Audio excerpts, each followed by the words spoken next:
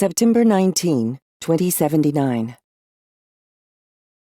Prowling around in an empty office late at night may have been a bad idea, particularly in high heels. Sarah Drake stopped and leaned against the wall to remove her shoes. She dropped the left one, its heel clattering alarmingly loud on the corridor floor. Sarah froze when she sensed something.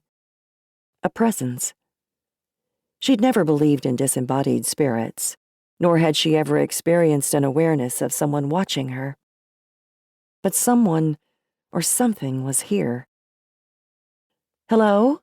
she said, leaning slightly toward the end of the hallway. "Kass?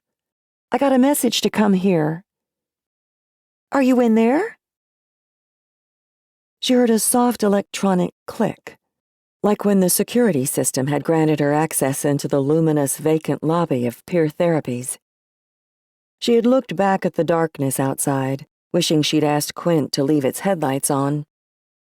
She could just make out the driverless vehicle's silhouette through the fog creeping up from the canyon. The car waited for her in the soundless, somber night. A shiver ran through Sarah just before she turned her attention away from the window and toward the bright antechamber, sparsely furnished with but a few cushioned chairs and side tables. In the 2 times she'd been here, she'd never seen more than one other patient in this room, so there was no tangible reason for her apprehension. But the reception desk was abandoned too. The message she'd received earlier had led her to believe someone would be here to receive her. So where were they? "This is what happens when you try to automate everything," she muttered.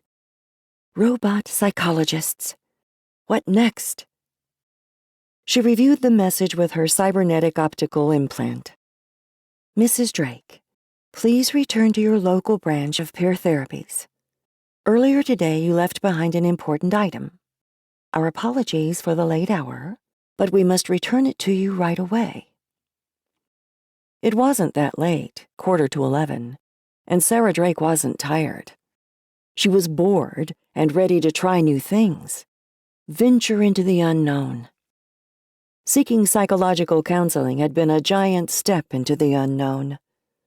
Her son's recent suicide had sparked something in her, a will to delve deeper than she'd ever allowed, a will to try and understand why she'd abandoned her own flesh and blood.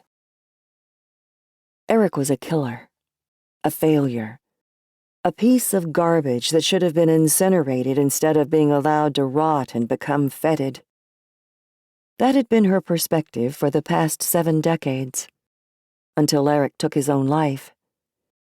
After that, all the other reasons faded away, and she was left staring at herself in the mirror, as if reading her own mind for the first time.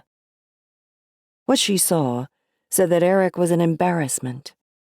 That was the sole reason she had cut him out of her life. It was all about how his actions reflected on her. She only knew one therapist employed here, a male named Kass, no last name. Employed and male may not be appropriate terms, because Kass was a machine.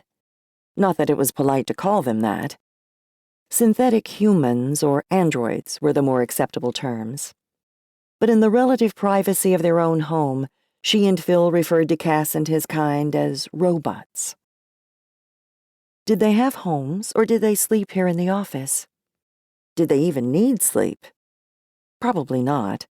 Kass was likely here in his office, powered down. Sarah had walked past the reception desk and into a corridor illuminated by a soft glow. Now she picked her shoe up off the floor and held both shoes in one hand.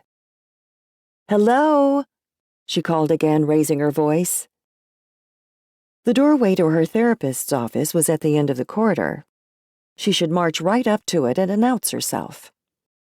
But something inside her made her hesitate. She couldn't think of any item she was missing, and even if she'd left something here, she could retrieve it in the morning. There was no reason for her to be here an hour before midnight. Her boredom, along with her desire to momentarily escape from Phil, had brought her here. That, and the message, and her own agenda.